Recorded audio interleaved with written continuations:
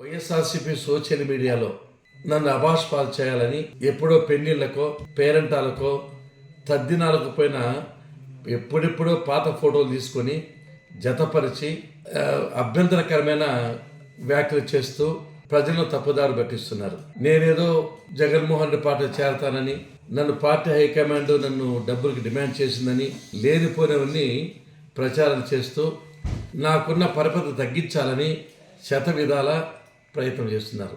ఒక్కటే వైఎస్ఆర్సీపీ నాయకులు హెచ్చరిక చేస్తున్నా, నాకుండే పాపులారిటీ, నాకు ప్రజల్లో ఉండే పలుకుబడి మీ జగన్మోహన్ రెడ్డి గారికి కూడా లేదు.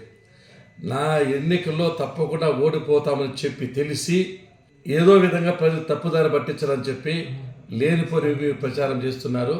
ఎవరు చనిపోయినా, యాక్సిడెంట్ అయినా, ఇల్లు కాలిపోయినా, హాస్పిటల్లో ఉన్నా బంధువులు రారు, 108 రాదు, పల్లె రఘునాథ్ రెడ్డి మాత్రమే వస్తాడనే ప్రచారం ఉంది.